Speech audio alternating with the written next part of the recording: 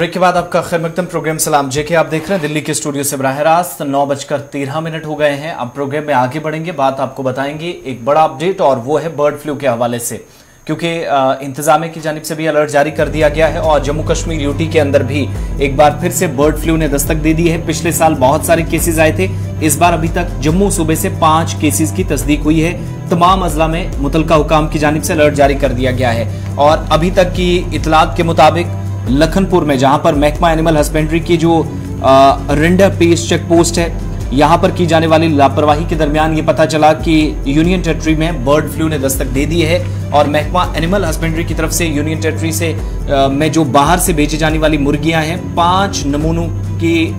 Testing हुई, 5 samples लिए गए थे। टेस्टिंग के बाद पता चला जिनको बाहर भेजा गया था वापस केसेस वो पॉजिटिव पाए गए। नमूनों में तस्दीक हुई कि बर्ड फ्लू जम्मू कश्मीर के अंदर पहुंच चुका है, यानी ये मुर्गियां जो हैं, ये जो पोल्ट्री है वो लखनपुर में दाखिल हो चुकी थी, हमारी रियासत या यूटी में पहुंच गई थी, जिसके बाद चूंकि बहुत सारी टेस्टिंग के दौरान खामियां पाई जाती हैं, कुछ रिपोर्ट्स को बाहर भेजा जाता, तो वहां से पता चला कि ये जो है ये केसेस जो हैं वो तमाम के तमाम केसेस सामने आए हैं जम्मू कश्मीर के यानी जम्मू सूबे से अभी तक की ताज़ा तरीन तफसीलात के मुताबिक। इसमें कुल मिलाकर आप देखेंगे तो फिलहाल इस बात की जांच की जा रही है कि नमूने किस इलाके से लिए गए हैं। ताहम जम्मू सूबे में 5 के 5 केसेस अभी तक जो इंफॉर्मेशन है और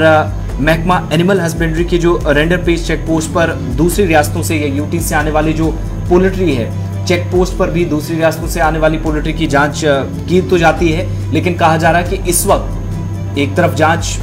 जारी होने की बात कही जाती है लेकिन लापरवाही बरती गई। उसका नतीजा ये देखा गया कि जब नमूने वापस बाहर भेजे गए, लैब्स में टेस्टिंग होकर आई तो पता चला कि 5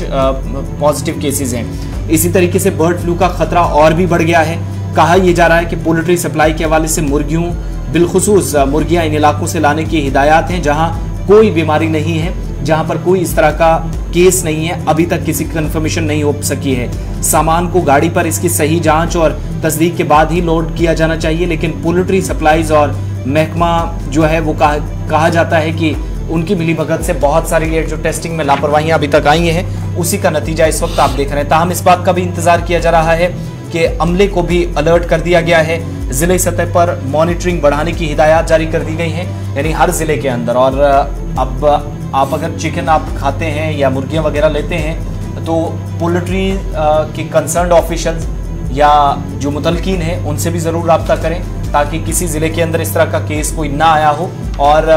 अभी तक ये नहीं कहा गया कि आप चिकन ना खाएं, लेकिन ये ज़रूर है कि जिन इलाकों के अंदर केसेस पाए गए हैं वो जम्मू प्रोविंस में ही है, तो वो इलाका भी अभी सामने आना बाकी है। लेकिन ये ज़रूर है कि लखनपुर जो पूरी यूटी को सप्लाई करता है, जहाँ से मॉनिटरिंग के बाद प्रोसेस का हिस्सा बनकर ये सारी सप्लाई जो है वो या तो वादी कश्मीर में और लद्दाख जाती है या फिर जम्मू के मुख्तलिफ अजला में जाती है, तो वहां पर अगर लापरवाही हुई है तो फिर सख्त एहतियात बरतने की जरूरत है। फिलहाल 5 केसेस की तस्दीक जम्मू प्रोविंस से हो चुकी है।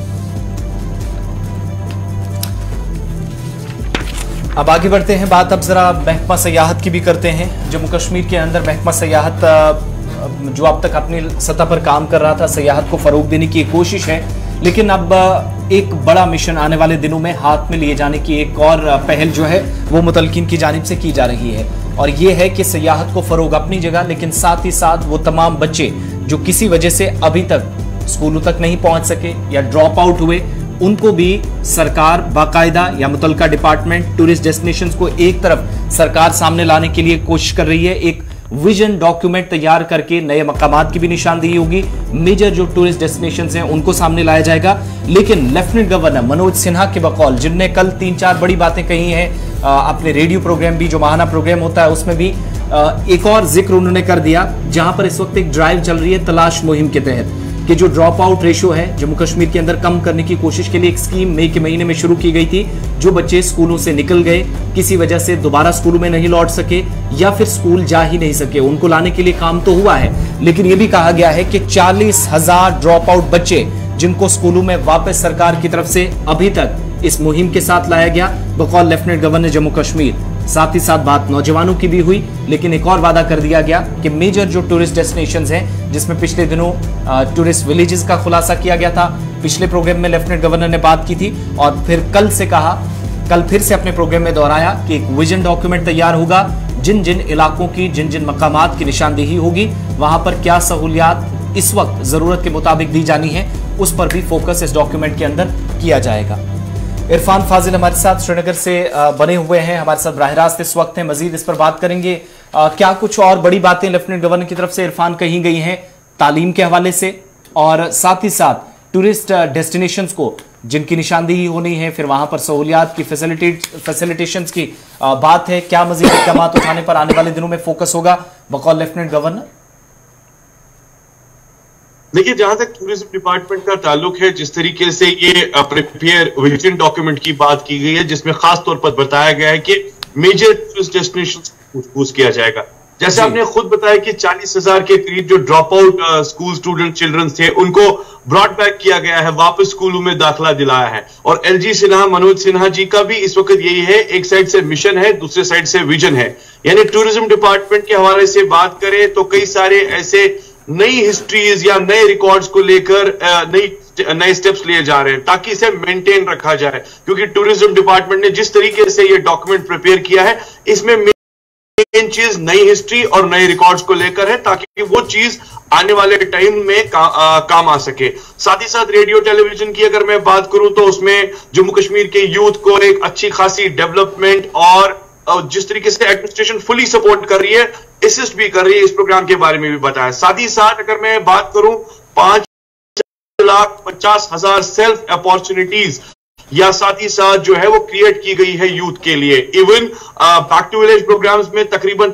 15 यूथ जो है आइडेंटिफाई किए गए हैं ईच पंचायत सेल्फ एम्प्लॉयमेंट और सेल्फ एम्प्लॉयमेंट स्कीम्स के लिए, और साथ साथ 20 यूथ जो है वो स्किल डेवलपमेंट प्रोग्राम्स के लिए भी खड़े कर दिए गए हैं। एलजी मनोज सिन्हा जी का यह भी मानना है कि बड़ा इंपॉर्टेंट यह है कि आवाम की आवाज लेफ्टिनेंट गवर्नर साहब माहाना चलाते हैं और हर बार वो अपनी बात रखते हैं। कल भी उन्होंने अपनी बात रखी, लेकिन जब मैं टूरिज्म के एतबार से इसको देखता हूं तो टूरिज्म हमारी बैकबोन है। इसके रिवाइवल के लिए काफी बड़े प्लान्स को एग्जीक्यूट करने की बात कल लेफ्टिनेंट गवर्नर साहब ने की है, और कल ही इस बयान के अंदर एक बात सामने आई कि एलजी साहब ने इस बात को भी दोहराया कि 210 टूरिस्ट डेस्टिनेशंस ऐसी हैं जी जिन्हें इंटीग्रेटेड डेवलपमेंट स्कीम के तहत आगे बढ़ाया गया और उन इलाकों को खोल दिया गया नक्शे पर, शायद जो आज तक नहीं थे। अब जो ये नया विजन डॉक्यूमेंट बनाने की बात हो रही है, क्या इस पर कोई बात आपकी महकमा सयाहत से हो पा रही है कि इस विजन डॉक्यूमेंट के अंदर क्या कुछ होगा, मजीद क्या कुछ करने की जरूरत है? जैसे कल हमने देखा कि पैराग्लाइडिंग के हवाले से खबर आई जम्मू में है, फिर अब सुन रहे हैं कि जनाब अब इस महीने, अगले महीने से यानी नेक्स्ट मंथ जो लास्ट मंथ है हमारा, इसमें 10th के बाद एक बड़ा फंक्शन जो है वो एंटायर जम्मू कश्मीर के अंदर होने जा रही है। विंटर फेस्टिवल के हवाले से कश्मीर सूबे के अंदर होने जा रही है, बड़े पैमाने पर सयाहों को लाने की कोशिश की जा रही है। क्या विजन डॉक्यूमेंट में कुछ मजीद भी है कि कैसे स्टेक होल्डर्स को ऑन बोर्ड लेकर आगे बढ़ा जाए? बड़ा इंपॉर्टेंट पूछा सर आपने। देखा जाए तो इंटीग्रेटेड और साथ ही साथ जिस तरीके से डेवलपमेंटल टूरिज्म के हवाले से मैं बात करूं, so we have lot of hidden destinations here जिसको एक्सप्लोर करने की काफी ज्यादा जरूरत है। अगर हम देखेंगे when we talk about the village part और रूरल पार्ट, वहां पर भी कई सारी चीजें लास्ट टाइम इनिशिएट की गई थी कि उसको टूरिज्म के मैप पे लाएंगे। जैसे आपने पैराग्लाइडिंग की बात की है, यहां पर अगर स्कूबी डाइविंग की मैं बात करूं, साथ साथ adventure Sportster rides, motor riding, या इसके साथ साथ जो मोटर हाइकिंग, जितने भी सारे जो यहाँ पर एडवेंचर जो है, स्नो एक्टिविटी, इनफैक्ट जो अभी स्नोफॉल हो रही है तो स्नो एक्टिविटी के साथ जो चीजें जुड़ेंगी, इसका भी इंटीग्रेटेड डेवलपमेंट टूरिज्म का एक बहुत बड़ा इंपॉर्टेंट पार्ट है। क्योंकि गवर्नमेंट के एंड से अगर हम देखेंगे tour and travel trade fair shows तो बाहर हो ही रहे हैं, मगर साथ ही साथ इस विजन डॉक्यूमेंट में तकरीबन 210 जो नई डेस्टिनेशन है जिसको आइडेंटिफाई किया गया है, उसको भी डेवलप करने की बात चल रही है और आने वाले टाइम में इन सारी चीजों को कंक्लूड करने की कोशिश की जा रही है जो अभी तक मैप पर नहीं आई है। और साथ ही साथ अगर मैं बात करूं सर, टूरिज्म के अलावा 96,000 सेहत गोल्डन कार्ड्स के हवाले से भी बात की गई थी, जो कि हेल्थ सिक्योरिटी बेनिफिट्स तकरीबन 49,000 फैमिलीज को मिली है। चलिए, बहुत शुक्रिया जी हमारे साथ इरफान ज्वाइन करने के लिए, डिटेल्स बताने के लिए। फिलहाल बढ़ते हैं जी आगे फटाफट से। जरा अब आपको डिफेंस के हवाले से भी खबर बताए, दिफा के हवाले से खबर बताए, क्योंकि खबर वजारत दिफा से जो इस वक्त सामने आ रही है वो ये आ रही है कि मौजूदा चैलेंज को देखते हुए अब नए इकदाम उठा रही है वजारत दिफा। और वजारत दिफा के ताज़ा तरीन बयान के मुताबिक आर्मी इस बार 60,000 से ज्यादा बुलेट प्रूफ जैकेट जो है वो खरीदने जा रही है। और ये बुलेट प्रूफ जैकेट जो होंगे ये इसलिए भी बड़े इंपॉर्टेंट है, ये 60,000 जैकेट, क्योंकि गुज़श्ता दिनों श्रीनगर के अंदर एनकाउंटर्स के दौरान ये देखने को मिला है कि स्टील बुलेट्स का इस्तेमाल मिलिटेंट्स की तरफ से किया गया, जिसकी वजह से जो मौजूदा बुलेट प्रूफ है उसमें छेद हुए हैं, जिसकी वजह से आर्मी के जवान कई बार मजरूब भी और कुछ लोगों की शहादतें भी हुई हैं। तो इसलिए 60,000 से ज़्यादा बुलेट प्रूफ जैकेट्स खरीदने का सिलसिला जो स्टील कोर बुलेट प्रूफ होगा उसको खरीदने का फैसला जो है वो वजारत दिफा की तरफ से लिया गया है। 15,000 जैकेट्स जो हैं वो इमरजेंसी मोड में ली जाएंगी, 15,000 के करीब। और वजारत दिफा का ये मानना है कि बीपी जैकेट्स जितने भी खरीदे जाएंगे ये सारे मिशन मोड में होंगे जी, यानी मेड इन इंडिया कॉन्सेप्ट होगा, बाहर से किसी कोई भी जैकेट जो है वो नहीं खरीदी जाएगी। 15,000 जैकेटें जो इमरजेंसी मोड में खरीदी जाएंगी वो भी मेड इन इंडिया होंगी। बाकी मानदा जो 62,500 जैकेट्स खरीदनी है इसमें भी मेड इन इंडिया के कॉन्सेप्ट को जो है वो प्रायोरिटी दी गई है। 47,627 जैकेट्स ये प्लेस किए गए हैं जो आएंगे जी 18 से 24 महीनों के दरमियान। दिफा वजारत की तरफ से इस बात की जो है वो बात कही जा रही है। ये बात बड़ा इंपॉर्टेंट, जैसे मैंने पहले ही कहा कि बुलेट प्रूफ जैकेट्स ऑलरेडी हमारे जवानों के पास थे, लेकिन अब 7.62 mm की जो गोली है, जो अमेरिकन हथियार है जो अफगानिस्तान के अंदर इस्तेमाल होता था, उसका इस्तेमाल मिलिटेंटों ने कई मकामात पर श्रीनगर के अंदर भी किया है। जिसके बाद अब इस बात का फैसला लिया गया है कि कश्मीर घाटी में जो इमर्जिंग सिचुएशन है इसको देखते हुए कि मजीद बुलेट प्रूफ जैकेट 62,500 खरीदे जाएं, मेड इन इंडिया कॉन्सेप्ट के तहत ये सारे खरीदे जाएंगे। अब ये भी देख लीजिएगा कि गुज़श्ता दिनों जो हमने देखा था कि M16 राइफल भी श्रीनगर से बरामद हुई थी, M4 कार्बाइन राइफल भी बरामद हुई थी। और ये वो अमेरिकी हथियार है जो अफगानिस्तान के अंदर उन्होंने इस्तेमाल किए थे वॉर अगेंस्ट टेरर में, और उसके बाद जो सूरत हाल वहां पर बनी, तालिबान ने टेक ओवर किया, कुछ हथियार वहां रहा। अब वो हथियार आहिस्ता आहिस्ता करके मिलिटेंटों के हाथ लग रहा है, जो इंतहाई संगीन अमल है, और इसको रोकने के लिए हिकमत अमलियों को तरतीब दिया जा रहा है। और दिफा वजारत के अंदर यह बात साफ कर दी जा रही है कि जवानों की जिंदगियों को महफूज बनाने के लिए bullet proof jackets, bullet proof helmets को लेना बहुत ज़्यादा ज़रूरी है। इससे पहले आपको याद होगा कि हमने आपको बताया था कि बुलेट प्रूफ माइंस और माइन प्रूफ गाड़ियां खरीदने की भी बात हो रही है, और कुछ जैमर्स और कुछ और इक्विपमेंट्स भी आर्मी जो है और पुलिस खरीदी जा रही है, ताकि पुलिस जो फोर फ्रंट पर है जम्मू कश्मीर पुलिस, उससे भी इसका फायदा जो है वो बराह रास्त मिल सके। ये तो थी बात जनाब आर्मी के हवाले से, लेकिन अब जरा आपको बताते हैं जम्मू एयरपोर्ट का हाल अहवाल भी। जम्मू एयरपोर्ट कल से ज्यादा सुर्खियों के अंदर है, क्योंकि कल बाद दोपहर वहां पर एक ड्रोन देखा गया, जिसके बाद इंतजामिया ने अलर्ट कर दिया, और फौज की तरफ से जो अलर्ट कर दिया गया वो उस वक्त कर दिया गया है जब ड्रोन को देखा गया जम्मू एयरपोर्ट के पास। अगरचे एयर ट्रैफिक कंटिन्यूसली चल रहा है, इसको रोकने की कोई जरूरत नहीं पड़ी, ताहम सर्च ऑपरेशन जो है वो बॉर्डर एरियाज के अंदर लगातार चल रहा है। ड्रोन की मूवमेंट जो है वो करीबन 2 किलोमीटर एरियल डिस्टेंस के आसपास, सतवारी के आसपास देखने को मिली। उसके बाद जो रडार सिस्टम सतवारी के अंदर है उन्होंने अलर्ट जारी कर दिया, और आनन फानन में ये ड्रोन जो है बाद में दिखा नहीं, लेकिन उसकी वजह से एयरपोर्ट के आसपास और जो बॉर्डर बेल्ट है वहां पर सिक्योरिटी को काफी हाई अलर्ट पर कर दिया गया। आज सुबह भी कई मकामात पर तलाशी कार्रवाइयां जो थी वो लगातार जारी थी। याद रखिएगा इसी इलाके के अंदर, सतवारी और बॉर्डर और आसपास के इलाके के अंदर गुज़श्ता दिनों पुलिस ने एक बड़ी कार्रवाई की थी, जिसके बाद बारूद को भी बरामद कर दिया गया था। कुछ एक्सप्लोसिव वहां से मिला था। पलाना मंडल पुलिस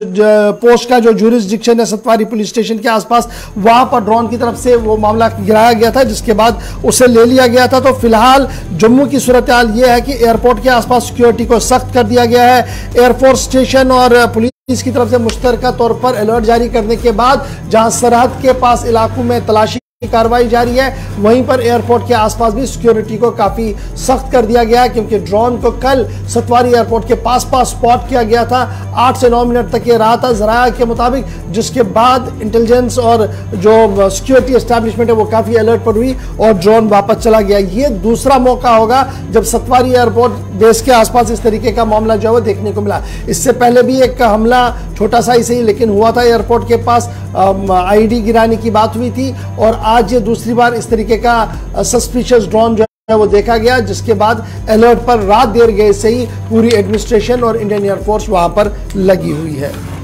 चलिए, जम्मू सूबे की बात हो रही है तो आपको बॉर्डर के आसपास हलचल भी काफी ज्यादा हो रही है, और जैसे जैसे खामोशी सरहद पर है तो किसानों के लिए भी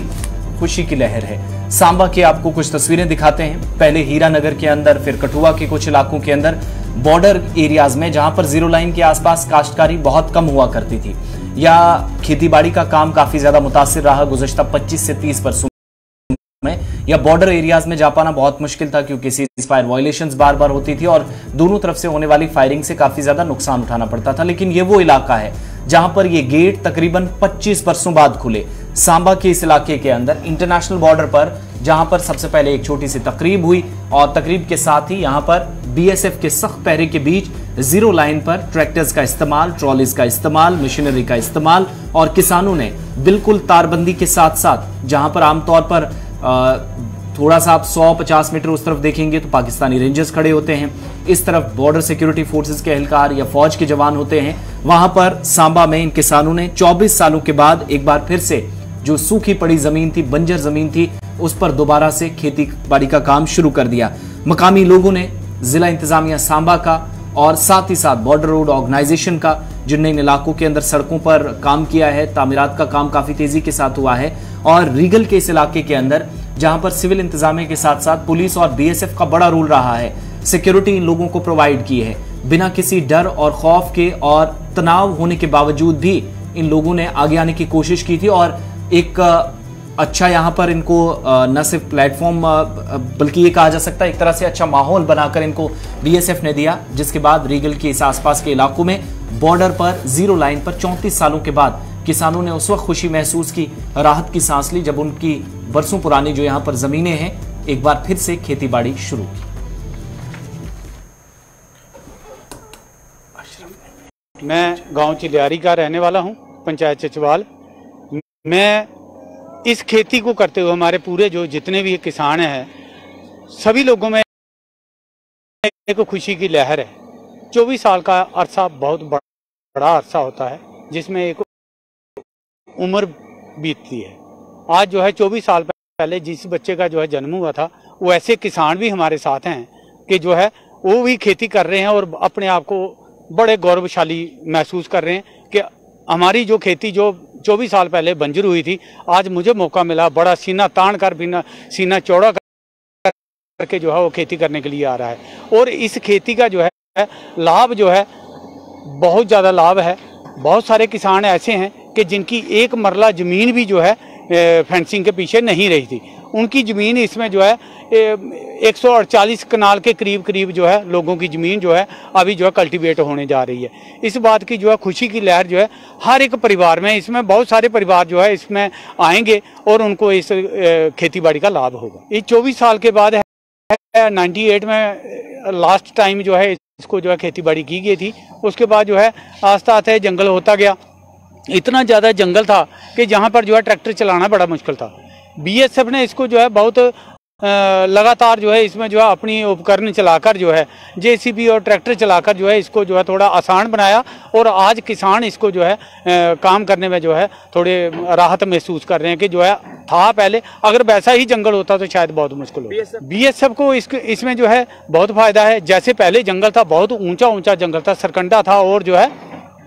इसमें उस सरकंडे की वजह से जो है जो पाकिस्तान की जो घुसपैठ होने के चांसेस बहुत ज़्यादा थे, और वैसा हुआ भी है। जैसे ड्रोन द्वारा जो है उसके बाद जो है हमारे इलाके में टनल के काम भी हुए, उसने किए। बहुत घटिया किस्म की जो है पाकिस्तान ने जो है हरकतें की। उस हरकतों पर जो है बाज तो इतना आसानी से आने वाला तो नहीं है, मगर जो है अब जो है बीएसएफ के जो जवान हैं वो अपनी ड्यूटी को जो बड़े अच्छे ढंग से कर पाएंगे, क्योंकि इसमें जो है विजिबिलिटी जो है, ऑब्जर्वेशन का एरिया जो है पूरा 0 लाइन तक जो है उनके इलाके तक जो है दिखाई देगा। अब जो है बीएसएफ को इसका बहुत ज़्यादा फायदा होगा। इसमें जो है किसानों की आय जो है आप लगा सकते हैं अंदाजा कि जिसकी जो है 6 किला ज़मीन है, जिसको जो है एक मरला भी पीछे नहीं थी, तो उसको जो है 120 क्विंटल गेहूं उसके घर में आएगी। तो तकरीबन जो है 2,40,000 का जो है मोटा अंदाजा से उसको फायदा होगा। तो बहुत बड़ी जो है अचीवमेंट है और वो किसानों को मिलने जा रही है। मेरा नाम चलिए, किसानों की बात थी। सांबा के इस इलाके के अंदर 24 वर्षों बाद किसानों ने बिलाखिर राहत की सांस ली है, और लें भी क्यों ना, क्योंकि तवील मुद्दत के बाद उनका इंतजार खत्म हुआ है। 24 सालों के बाद दोबारा यहां पर बुआई का काम शुरू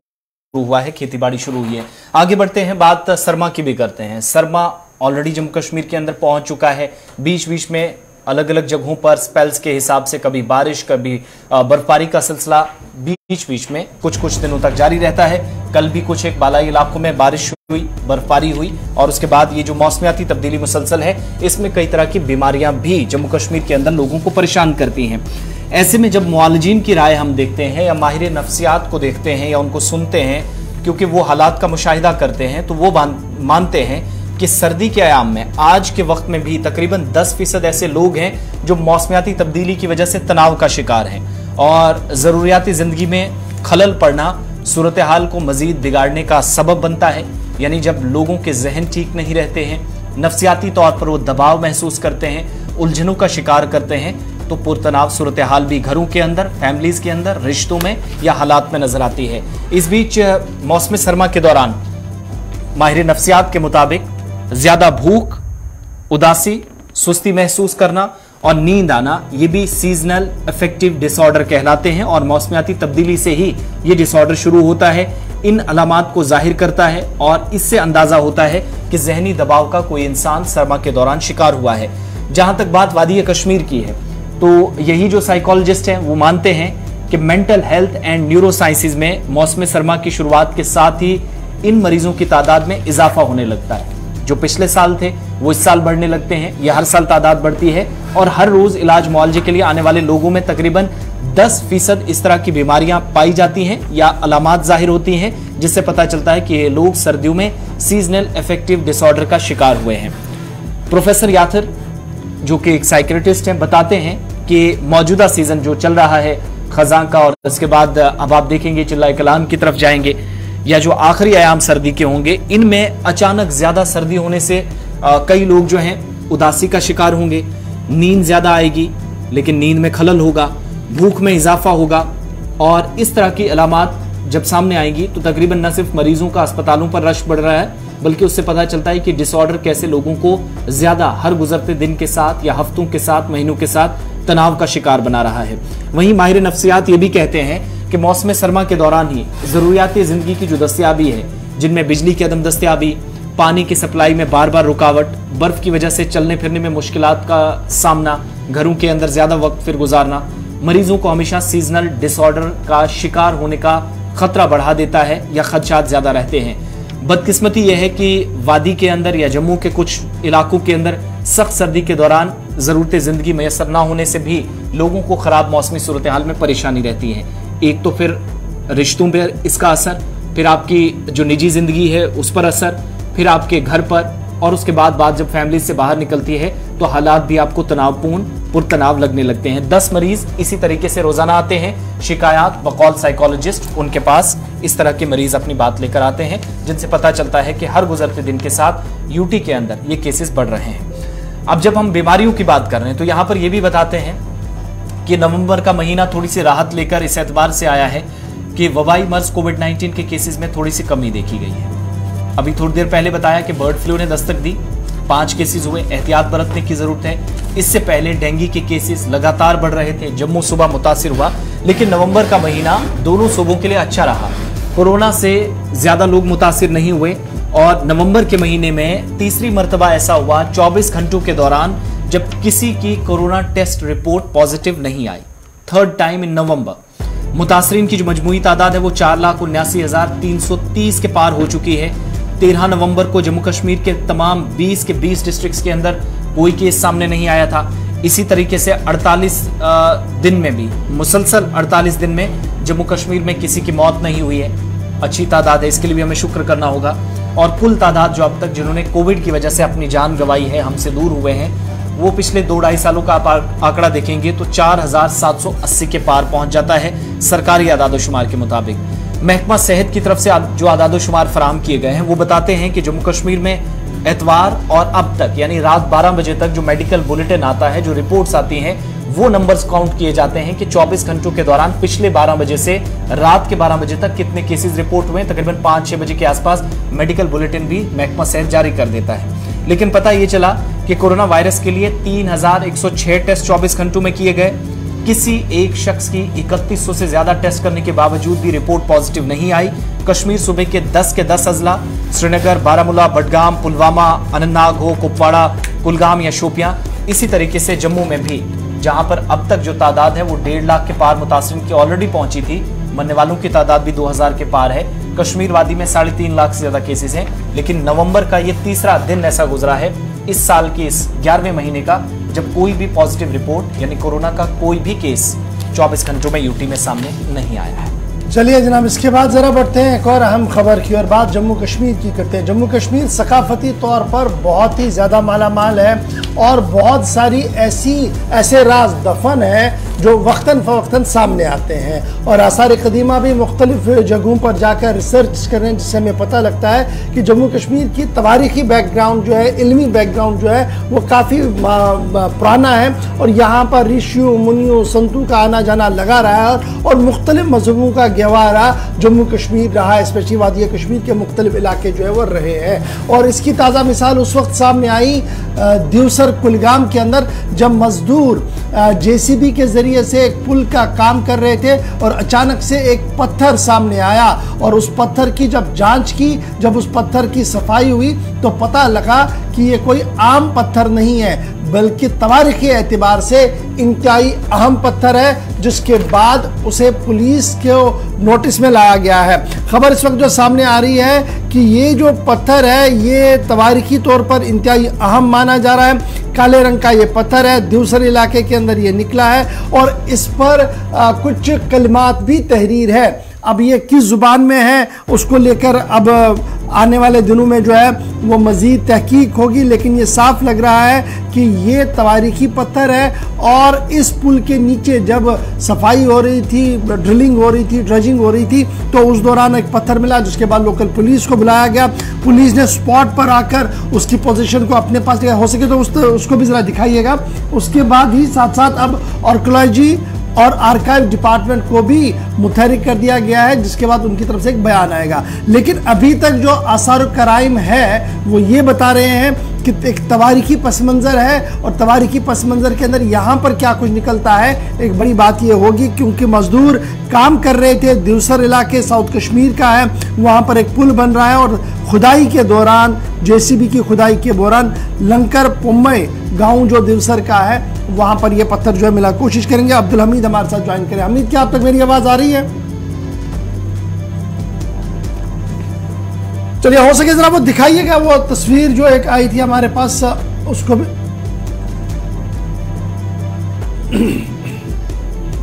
चलिए, थोड़ी देर में हम आपको वो बताएंगे। फिलहाल बड़ी खबर ये कि दिवसर से जो सामने आ रही है। बढ़ते हैं जी आगे, बात जरा एक और बड़ी खबर की भी करते हैं और बात अब आपको बताते हैं नेशनल फार्मास्यूटिकल प्राइसिंग अथॉरिटी की, NPPA की, क्योंकि NPPA की सिफारिशात को मंजर आम पर लाया गया है और NPPA ने जो सिफारिशात की है उसकी अमल दरामद अब पूरे मुल्क के अंदर होगी।